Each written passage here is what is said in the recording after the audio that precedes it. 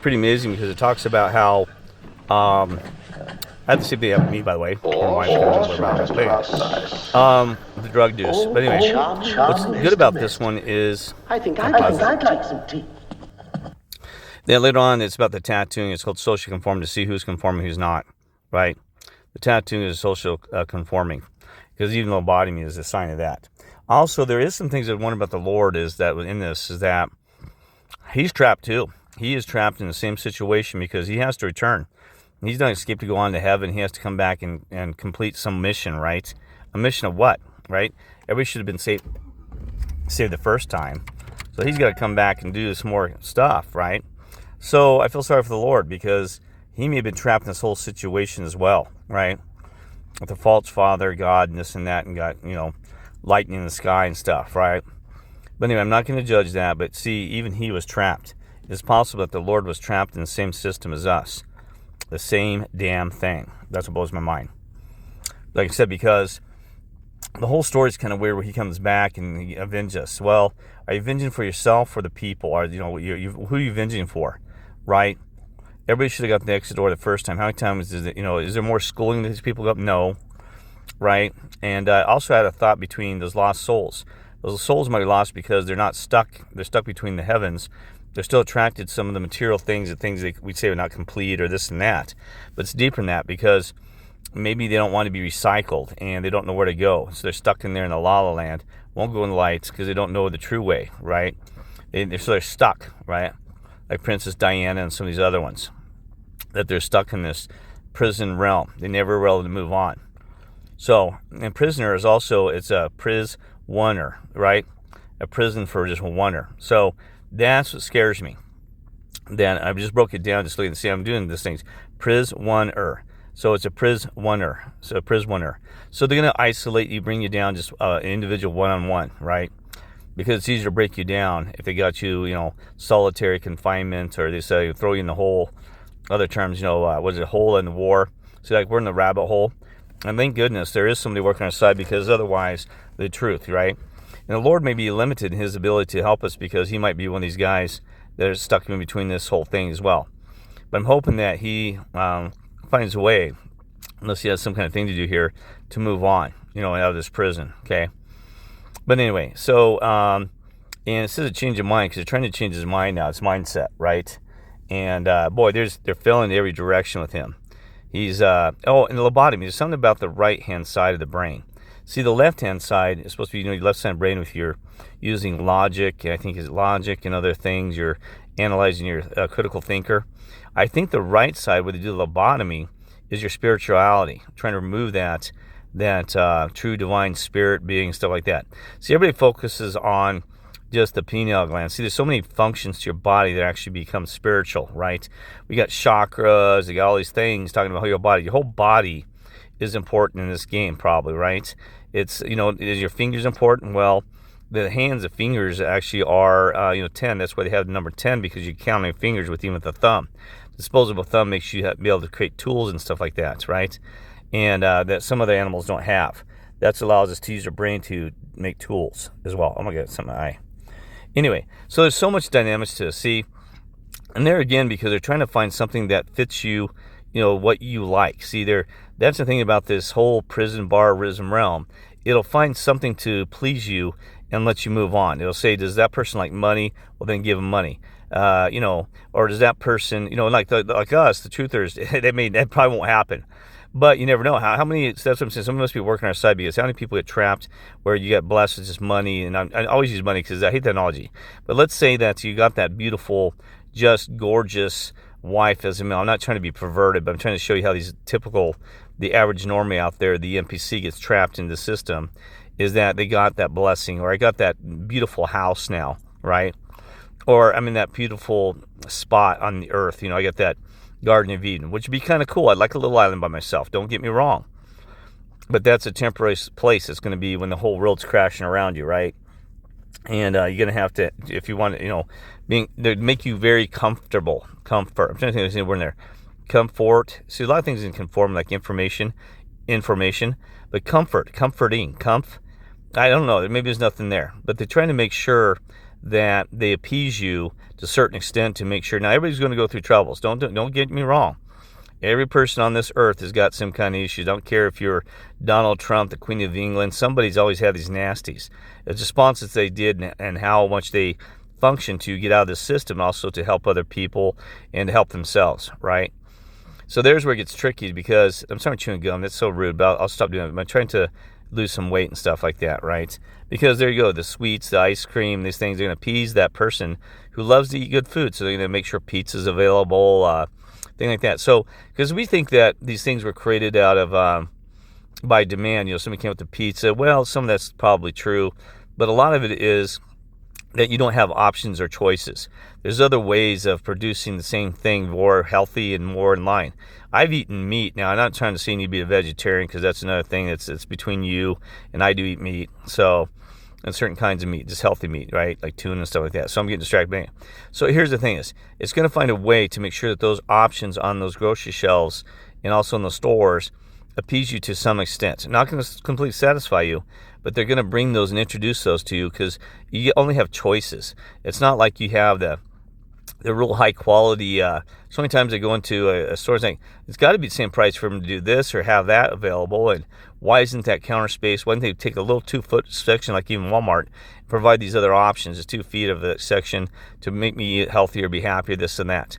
So they do just enough to make it look like they're doing this. It's kind of like the organic stuff, right? Now, if you actually look at organic stuff, it's not really organic, my friends. You'd have to go back 2,000 years ago, the original seeds, because all of it's been modified through cross-pollinations, and you can't guarantee what's organic, right? To make that claim is it's probably healthy. It's true. It's not genetically modified, right, to a higher extent. But see, it's all on a spectrum, like even the rainbow. It's a spectrum of colors, and also this. It's more than that. It's a spectrum on a wavelength, or I'm trying to give more example. A spectrum of on a thing. You got extreme left and extreme right on that spectrum, right?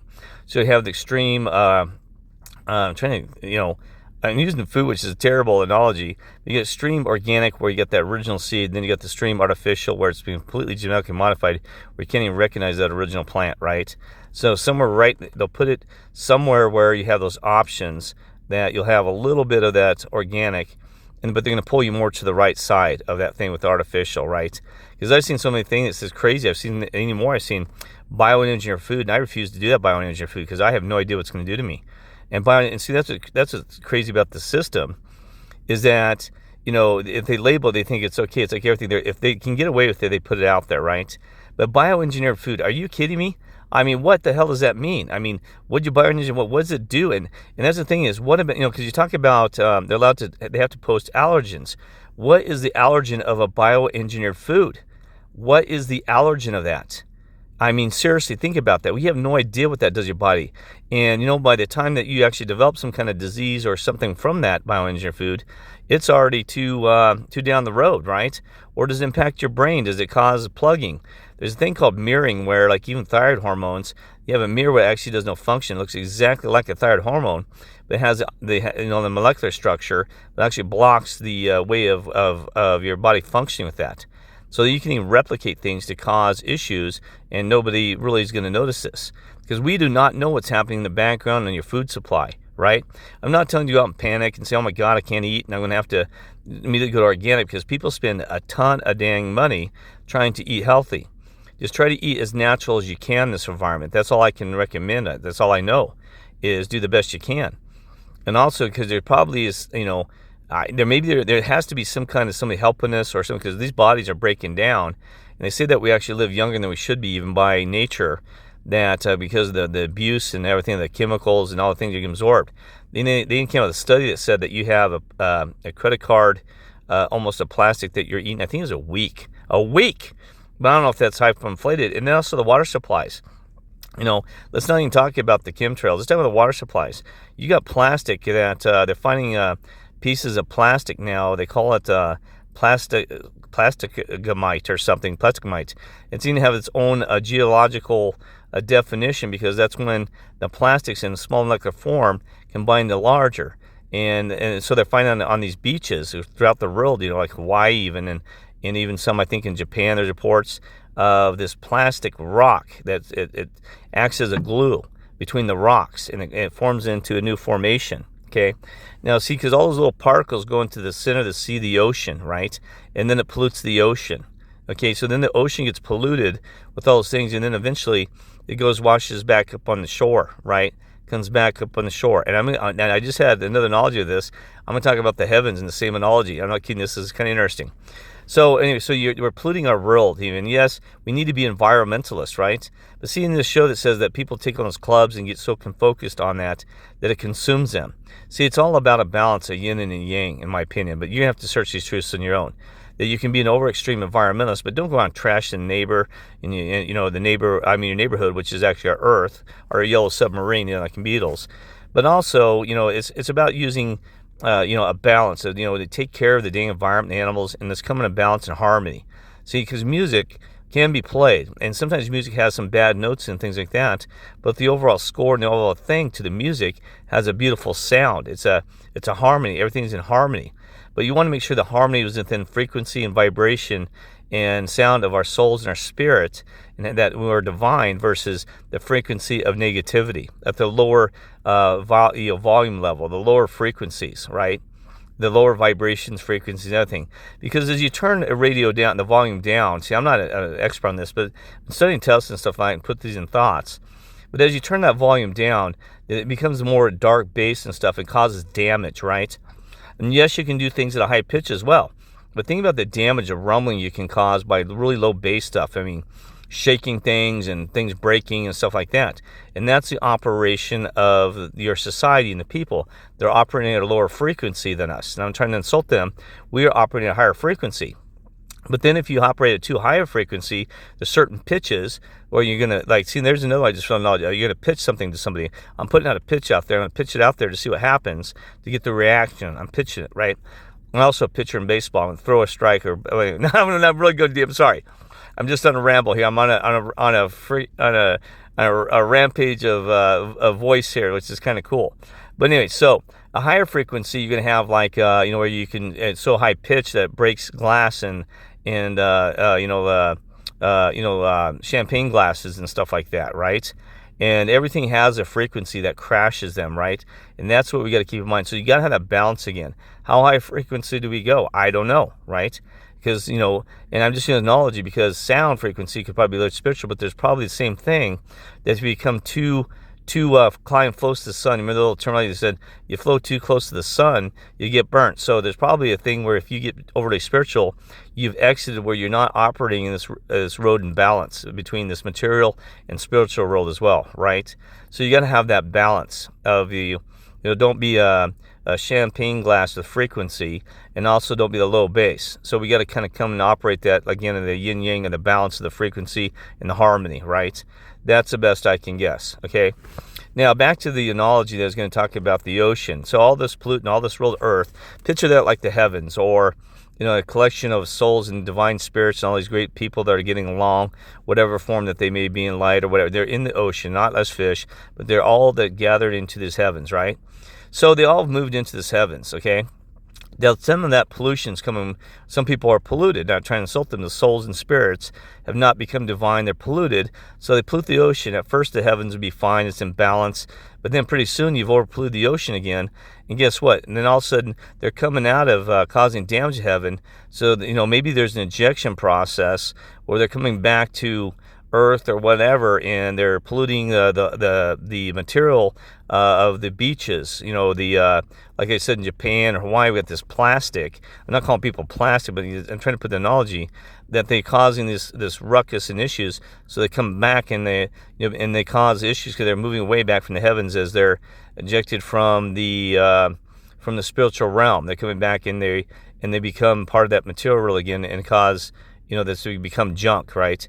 And that's kind of what this earth is. I have another video about that. This is a collecting pot of all just junk everywhere and we don't understand it, from material meteorite DNA coming out of somewhere above us, right? Or, somewhere in this realm, that a lot of dead stuff is coming here, and that's that material coming in here, and the garbage and trash, the soul's trash. I mean, this place, like I said, is the filthiest place on the universe. It's a trash bin. I mean, this is worse than Sesame Street with Oscar. Maybe Oscar's in charge of this judging band. Actually, I was trying to think, is there knowledge? It probably is in Sesame Street. The bird and stuff. We got to look at that because that's when the brainwashing starts at a really young age, right?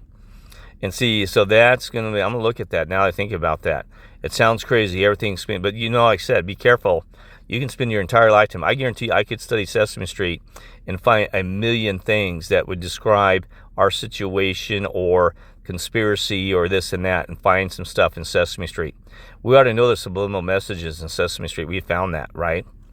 And so we got to be very careful any of the stuff, because you'll spend your entire time trying to dig out and say, I'm going to get even and I got a point to prove and this and that. See, there's the issue. Everybody's trying to have a point to prove. Well, I have the truth, and I had everybody tell me the damn truth. And it's like, no, that's not the truth. And it's all about, well, see, the moon is actually, the earth is flat. See, it's a flat earth. Yeah, I'm going to prove my point because I got to boost my ego and how intelligent and smart I am and how everybody else is a damn idiot. Now, remember what, was it Plato? I believe it's Plato, or was it Socrates? I can't remember. They asked him why he was the smartest man at that time walking the earth. They said, because I admit that I know nothing. He goes, that's what an intelligent man admits, that he knows nothing, or lady, if you're, it's whatever. You're spiritual human being, whatever you are, that we admit that we do not know nothing. Because even me, I swear I know probably just the skip of the iceberg of this thing, right? I do not know anything, but I'm trying to make sense of it and trying to organize that and put these pieces of the puzzle together. And whether we can ever not, probably not. So my point is don't stay overly focused on a certain area. See, I think it's going to come down this duality where there's truth and false. And it's probably going to fall somewhere right down the middle. Because I've talked to people who have been working the newscast business for years. Ones that are the cameramen to the guy who helps the reporter hold the microphone, this and that. And I said, what have you learned all these years about news? He said, man, the truth lies somewhere between the middle. He said, it's all I can tell you. He goes, I've heard both sides have great arguments. And he goes, I know the truth is somewhere in the middle. So that's the same thing with us. We got to remember that we have all these truths. We think they're the truthers, and we're probably not, we don't have the truth. And we probably never will. We might have the truth to get out of this situation, just like the reporter knows that the truth is somewhere in the middle. He can quit his job and move on. That's what we're trying to become free will and free spirit. But we're always going to be somewhere probably more on the truth side of that. Remember I told you the spectrum of that line, So we're going to be more toward the truth. We'll never know the absolute truth because we don't know what that is. We don't know what the reality is. We don't know what absolute truth is. And I'm not even talking about reality, just absolute truth. We may never know it. Is there such a thing as absolute truth? Because in the Mandela effect, we see things constantly changing. So truth may be whatever in the eye of the beholder, just like love. So, but we know there is some falsehoods, but there might be a point where you're just like, well, the truth is actually what I have to believe. And maybe that manifests itself and becomes a reality, like I said, like a decision, right? It's like in sin, love is in the eye of the beholder. I've seen some nasty things. How do you love her? And she's nodding this and that, but maybe that's love. See, you can never have true, pure love, maybe, of that individual, whether you get hard or whatever. I cannot be perfect. I'll tell you that right now. It is impossible. It is impossible to be perfect. Now, it is impossible. And so we can but the thing is, you want to be the best you can be, right? Because even if we are the best or the perfect, there'll be somebody that is even better. You got to realize that there's always somebody on the tire up on this one. See, even in this world, we think it's evil as heck. I guarantee you that there's somebody above the one, right? Because even though, I don't want to mention names because every time I do, it gives them energy. But there's some evil ones here that claim that they're on the top, right? And I don't want to mention those names, but they claim they are. You got the guy that begins the S and the guy that begins the D and this and that, right? And we think they're at the top. I guarantee there's somebody above them even, and probably above them. Above even the God of this world, but there's somebody above them and above them and above them, right? How high does the pyramid go? I don't know, right? Is it even a pyramid? Maybe it's a circle of gods. I can't tell you. I don't know. A circle, I have no idea, right? But to assume that is out of arrogance either way, right? So that's why, you got to be in completely open-minded, but not so open-minded that you adopt everything. You got to have, there again, a spectrum of balance. You can have open mind, but I've heard some stories that just blow my mind at openness. I'm like, you got to be kidding me. It sounds cool. I like it. It's a great story, You know, like even the star seeds with the New Age stuff. Oh, that's kind of cool. I didn't know we were star seeds. And I fell for that one first. I'm like, oh, that's cool. Yeah, so when do we get our star seed work? You know, that sounds, I love the terminology and has that nice little buzz, right? And so it sounds wonderful. But then you start analyzing their stuff. You're like, man, that's kind of weird. You know, they're talking to people from outer space, and maybe they are. I don't know. But in my opinion, they're not, because I don't answer. And there's the problem I really get into, really concerns me, is that maybe that you are a loner in this prisoner, that you are the creator of your reality. The whole thing is all you, but you're not like you can take it over and do this and that and just do whatever I want. Like, you know, I'm free as a God, you know, that all the God rights. But maybe that is a part of the piece of the puzzle, is that you get to choose, you know, the choices that you make, that you get to influence how that manifests in the end of your book, your story of life, or your soul life, right? Because that's why I won't go insult a Christian or some of these others, because I don't know, or even a Buddhist or a, let's say, you know, somebody with another religion, right? Let's say even from a Mormon versus a Baptist. I know that there's a lot of damn lies and stuff they say as well, and they can't defend it, but I'm not going to insult them, because if you are in that state of mind and in that state of spiritual being, to do that would be totally insulting and wrong of you, because I don't know the truth, and to claim you do, again, I said that's inappropriate. So I don't go around insulting Mormons or even you know, the other religions, the Muslims and Islams, and none of that. No way. Because I used to, but not used to insulting, but I used to take a stance. And that's what you do. I want you to take a stance in this realm, and then all of a sudden you already divide yourself from the other people when you do that. Right? And not saying you want to accept everything too, because you have got to stand up and have certain things that you will accept, your core values. You've got to, right? So that's my point, is that you got to have some core values. Just some things I can't stand, I want to talk about on this thing, that just anger me that people do and this stuff like that, and the things they adopt, right? Because societies can't function no matter what form of religion they have, or what form of government, or what form of tribal things they got going on. There are societies, we're seeing today, things that would crack and just destroy any tribe, a small tribe of 10 people, even 5, or even larger, 1,000. Now you got billions of people all screaming that they know that this is right, adopt this, adopt that, and you should accept this, accept that. Hell no, you do not have to accept everything, right? Acceptance is kind of like even the prison. They call you need to be an unmutual. And I mean, that means you're not in your mutual agreement with everybody. You got to be an unmutual. That's why I keep telling people, watch The Prisoner. Man, it's my life to the T. And I'm telling you, and it probably is yours as well, but I don't know. But I hope it hasn't been as bad as mine, because it's not an honor, it's on a pain. You understand? When I talk to my mother, I said, my God, this is me. It's not out of pleasure, my friends. It is not. It is the pain and torture I've suffered, and it's disgusting, okay? So don't think it's a great thing to say, oh, well, I dug it and I deserve it. I got the key to this whole damn thing. Because I'm telling you, this is not a way to be right here today. Like even the pill, once you take that pill, boy, you're screwed. And we're there. And I mean, would have been better to not? I don't know. See, I can't even answer that. Not taking that pill could have been better, right? We don't know. Overall, I think it was a better pill, because I can see through this. And this is, I'm assuming, is a temperate place. Again, everything has to be an assumption. And that it'll benefit me going forward into the future, right? I have to make those assumptions. Okay, so I'm going to wrap this up, and thank you, and take care, my friends.